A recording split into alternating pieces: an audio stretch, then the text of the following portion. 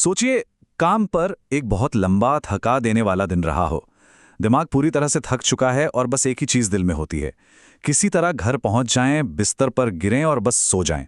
ये कहानी उसी एक बहुत आम सी लगने वाली इच्छा से शुरू होती है।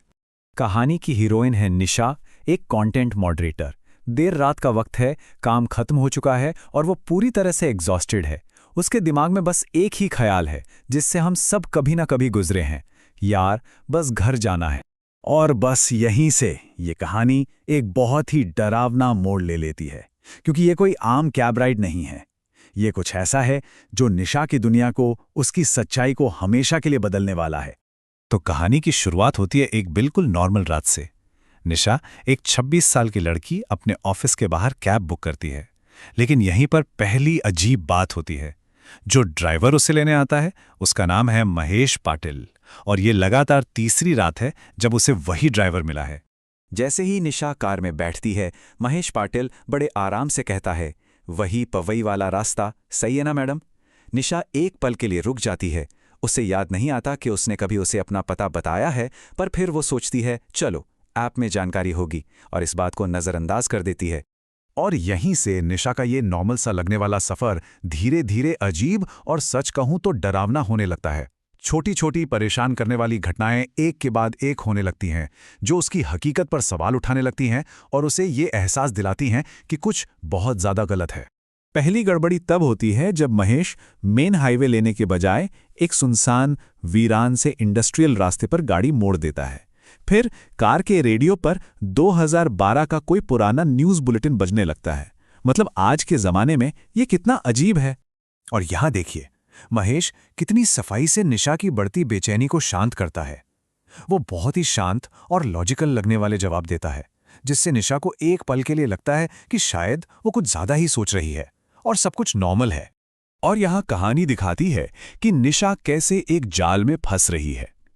एक ही बिलबोर्ड का बार बार दिखना, लेकिन हर बार थोड़ा सा बदला हुआ, ये एहसास दिलाता है कि वो एक लूप में फंस गई है, जहां समय और जगह के नियम टूट रहे हैं। अब कहानी अपने सबसे अहम मोड़ पर पहुंचती है। निशा को उसकी दोस्त सना का फोन आता है, और ये कॉल उसकी पूरी हकीकत पर सवाल खड़ा कर देता है। ऐसा लगता है जैसे दो अलग अलग दुनियाएं आपस में टकरा गई हों। तो सबसे बड़ी पहेली ये है, दो दोस्त दो बिल्कुल अलग अलग सच बता रहे हैं। निशा को पूरा यकीन है कि वो अपनी कैब में है और घर जा रही है, जबकि सना जोर देके कह रही है कि निशा तो ऑफिस के गेट से बाहर निकली ही नहीं। ठीक उसी पल जब हकीकत पर सबसे बड़ा सवाल उठता है, निशा का बाहरी दुनिया से संपर्क पूरी तरह टूट जाता है। उसका फोन, जो असली दुनिया से उसका एकमात्र कनेक्शन था, अचानक बंद हो जाता है। अब वो उस कार में अकेली है। अब जब निशा का बाहरी दुनिया से कोई संपर्क नहीं रहा, तो उसका डर एक भयानक एहसास में बदल जाता है। उसका दिमाग तेजी से सारे टुकड़ों को जोड़ता है, आज की तारीख, ड्राइवर का नाम और एक भूली हुई खबर, और सच उसके सामने आ जाता है। तभी डैशबोर्ड पर लगी घड़ी 3:33 पर जम जाती है। सेकंड वाली सुई बस एक ही जगह पर टिमटिमा रही है, आगे नहीं बढ़ रही। ये एक साफ संकेत है कि समय खुद रुक गया है और निशा इस भयानक घटना में हमेशा के लिए फंस गई है। अब महेश खुद अपनी कहानी बताता है। ये स्लाइड ठीक 1 साल पहले उसी रात की घटनाओं को दिखाती है, कैसे एक एक्सीडेंट में उसकी जान चली गई और उसका पैसेंजर उसे वहीं छोड़कर भाग गया। वो बताता है कि कभी-कभी ऐप गलती से उसका नाम दिखा देता है। और महेश की ये बात कहानी को एक नया मोड़ देती है। उसका इरादा निशा को नुकसान पहुंचाना नहीं है। वो खुद एक शिकार है, जो अपनी अधूरी यात्रा के एक दुखद, कभी न खत्म होने वाले लूप में फंसा हुआ है। और फिर अचानक सब कुछ बदल जाता है। वो डरावना सपना जैसे टूट जाता है और ऐसा लगता है कि हकीकत वापस आ गई है।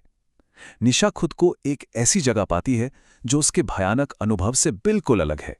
जागने पर निशा के आसपास सब कुछ बिल्कुल नॉर्मल है।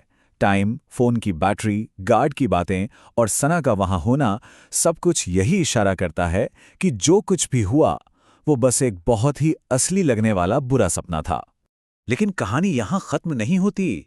एक आखिरी रोंगटे खड़े कर देने वाला मोड़ है जो ये साबित करता है कि वो दुस्वप्न असली था और उसने एक ऐसा निशान छोड़ा है जिसे मिटाया नहीं जा सकता।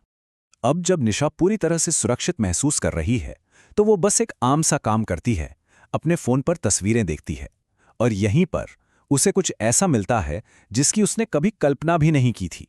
उसकी गैलरी में एक नई तस्वीर है और उसका टाइम स्टैम्प है सुबह के 3:33। ठीक वही समय जब कार की घड़ी जम गई थी।